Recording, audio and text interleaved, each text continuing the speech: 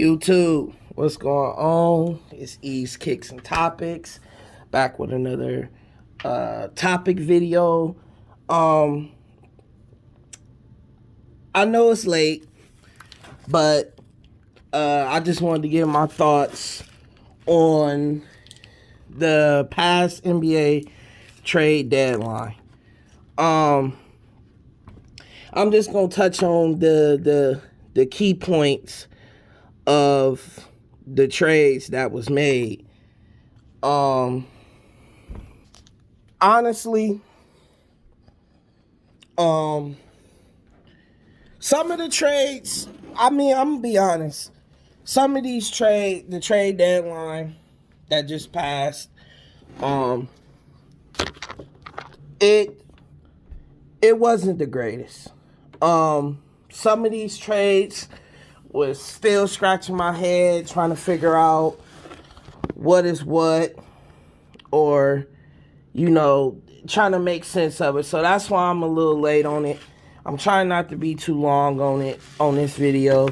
I just wanted to give my quick thoughts, and at least the important ones that actually matters.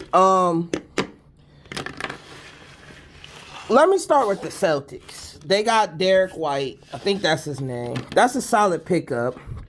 But I really don't know what the Boston Celtics is doing, because they unloaded a lot of players, and I think they was left with like 10 players left on their roster. Now, I don't know. I'm pretty sure they probably filled it up by now, probably playing out on the buyout market or whatever the case may be. I'm confused on what the hell they doing over there. But then ever since they did that, they went on a winning streak, which is real crazy. Unlike a team that I'm about to talk about next, it's New York Knicks. All they got was Cam Reddish, but that was way before the trade deadline. That move is a bone scratcher in itself, because Tim Thibodeau don't even like Cam Reddish, and he's barely getting playing time in New York. So I don't even know what the hell that's about. I'm trying to think. I'm just going off the top of my dome before I get to the main trade. I'm trying to think. There wasn't no... it was little bits of moves here and there. So we got to talk about Portland and the Pelicans when they traded CJ to the Pelicans for whoever the hell they traded. Josh Hart, Larry Nance, I think it was a couple people. But I know the Blazers had sent Norman Powell and Robert Covington to the Clippers. And then, like I said, CJ to the Pelicans. Now that is a weird move, but it's good for CJ, because that duo of CJ and Dame, it's ran its course. You know what I'm saying? Ran its course. But I'm trying to figure out, they unloaded all these players. And the Blazers is another team that been on a winning streak since they made all those trades. And there's no Damian Lillard. So that's weird to me. I think CJ with the Pelicans, him, Zion, and Ingram, they big three, or whatever you want to call them. If Zion can get back to what he was 2 seasons ago, if not last season, and stay healthy, that team could be exciting. Is they going to make any noise in the West? I don't know. I'm not going to say, here or there, because it's certain teams that will catch you by surprise. Portland, it's only a matter of time before they trade Damian Lillard. Damian Lillard, I know his loyalty and trying to get it the hard way like Giannis. I'm 50-50 with the whole loyalty, getting it done with one team and all this other stuff, because at the end of the day, if you are not going to get a Dirk Nowitzki or Kobe Bryant, even though Kobe Bryant wanted to get traded with the Lakers, I just believe that sometimes you just have to do what's best for you. That don't mean that you got to get 3 of the top 75 players on the NBA list. Like, you can just team up with another all-star or whatever and get some pieces that fit y'all. You know what I'm saying? If the organization is not going to do nothing, they're going to be making these weird trades or whatever that just don't fit you. And then, to be honest with you, that Anthony Simmons guy, that dude is literally a clone of Damian Lillard. If y'all haven't watched him, this dude has upped his game this whole year, and he playing just like Damian Lillard. I'm not saying clutch-wise or nothing like that. I'm not saying that. I'm just saying their playing styles are identical. So that is Portland's future right there, and that should tell Damian Lillard, like, oh, okay. So I know he's not going to publicly come out and be like, oh, I want to request a trade, because, you know, his loyalty is with Portland, the team that gave him a chance, not get all that. It's at me, I just think it's like one of those things where it's just like, man, how many years you going to waste of your prime before this team not going to do anything, or nobody's going to step up where you need them to be that's going to get y'all over the hump? Now, I know Giannis did it, and I get it, but going through the playoffs, you have to have luck. Milwaukee had luck.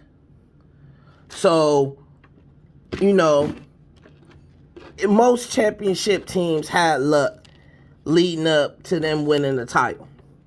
So, I mean, it's interesting to see what Damian Lillard's future is with Portland. But, you know, we'll see. I mean, it's that. But like I said, CJ with the Pelicans is good for him because he can really, really control the offense now. And definitely see him scoring a lot of points like he been doing. So I think that's a good thing. So that's that. So now to the main topic. Ben Simmons, James Harden, Philly, Brooklyn trade. 2 of these teams are very, very surprising. But what I'm saying is Brooklyn and Philly gave in to James Harden and Ben Simmons' tactics. And if you haven't watched my 2 previous videos on Ben Simmons, go check those out. I just think that Brooklyn is a better fit for Ben Simmons, but because all the shooters that he have around him, he can really just focus on defense and being a playmaker for him. And the lane is going to be clear because there's no dominant big man like Embiid down there. So he can really drive to the lane because no team is going to sag off Seth Curry, Joe Harris, if they keep him, Kevin Durant, Kyrie Irving, those elite shooters that they have on that team that spreads the floor so the lane is clear. And Drummond is coming off the bench, and LaMarcus Aldridge can hit the midi. So therefore, he's not clogging up the paint either. Occasionally, Blake Griffin can hit a jump shot, but, it depends on Blake Griffin getting playing time and stuff. But I honestly think that will make Ben Simmons feel at home. Now, as far as him shooting a jump shot or whatever, hey, that's remain to be seen. But me, The most petty thing that Ben Simmons can do is when they face Philly and when he decides to play in Philly again, because I believe every time it's time for a Philly game, I believe he's either going to have some excuse. He's not willing to face those fans, and he's scared to face those fans. It would be hilarious when he do finally go to Philly, that this dude just starts shooting jump shots and piss that crowd completely the fuck off. That would be the most funny thing. So that's the good side for Brooklyn. The good side for Philly, but yet so mystery, because I mean it's still a mystery for Brooklyn as well, because it's health over there, and you don't know what Kyrie with this protocol stuff. We don't know what that's about. It's going to be in the future. James Harden and Embiid sounds nice on paper. But James Harden's physical shape has to be intact, because this dude cannot be playing sloppy like he was in Brooklyn. He can't be out of shape. He can't be doing that, all this other stuff, because and taking these unnecessary ass threes, because that's going to hurt the team. Embiid is the best big man in the league. I know a lot of people are going to say Jokic and stuff, but Embiid just got the total package, man. He can play defense. He hitting Euro steps. He got the crossover. Like, he'll dunk on you. Like, he got shooting the ball with the fadeaway turnaround jumpers like Kobe and MJ. Like Jokic is just literally a big playmaker. Like, Embiid can take you off the dribble. He just one of a kind, man. But that pick and roll with those two is going to be dangerous. But it all depends on James Harden. If he brings this dumb ass one-on-one dribble ISO like he did in Houston to Philly, they're not going to do a lot. And therefore it's going to be tension between him and Embiid, because Embiid wants to win. We have seen countless of times of James Harden not really caring about winning. Him and Ben Simmons are literally identical when it comes to personalities. And what I mean by that is they have to have everything their way or they start bitching and complaining. There's been a lot of reports about Harden not liking Kyrie being a part-time player, or not liking living in Brooklyn or anything. Dude just crying all the damn time, like. But the dude been injured most of the time that he was in Brooklyn. So how the hell you gonna talk about Kyrie being in and out the lineup because of that stuff over there, but yet you can't stay healthy? You coming out of shape. He's still looking for them foul calls that they're not giving him. You are not getting those foul calls no more, man. You have to. I mean, I know he's starting to adapt a little bit. I know a lot of people got slow starts this year with the new rules. Trae Young, Luka, Embiid, their numbers was down because they didn't adjust to the new rules. Now that they adjusted the new rules, these dudes dropping 30 plus. Luka had a 49 or 50 point game the other night. Like Luka just been balling. So Harden, I mean, the pieces that they gave up for him. Seth Curry was a major blow to them. Drummond, yeah, I could say Drummond too, because that was the legitimate backup center when Embiid is out of the lineup. Now I don't know who their backup center is. I don't know if they're going for the buyout market.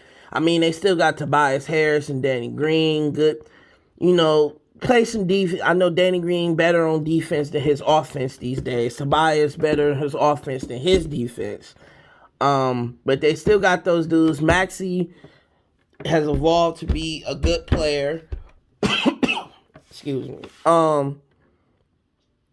I'm just a big mystery on Philly because their roster and the health and issues that team had. But then again, it could be dominant. Do I think that Philly will be better than Milwaukee, Miami, or even Chicago? I don't think so. I think they're below those teams right now. We just have to see. But James Harden has to be willing to change his game again to make it work with Embiid. So that's just that. But those is my thoughts. Like I said, I didn't want to make this too long. But I know I'm late, but, I had to see how everything went down and see how games ran. I know I missed a lot of trades, but all those other trades, besides the Lakers, which pissed me off and a lot of people, like, they didn't make no moves. I know that there was an offer on the table for John Wall, Westbrook, and Christian Wood, and they wanted the Lakers to throw in the first round pick, and they denied it. Me personally, I probably would have did it. But I know John Wall's health is intact, so it's like, man, I don't know. I would have did it because it can't be no worse than what Westbrook is doing for y'all right now.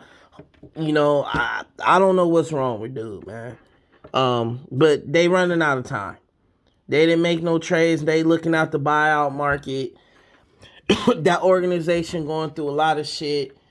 They not fucking with AD or Bron, or AD might get traded, or Bron might go back to Cleveland so he can play with his son, or go anywhere where his son. It's just a lot going on with that organization. But I just wanted to get my quick thoughts on that. I know I'm late. I'm sorry, but that's that. I'll holler at y'all on the next topic video.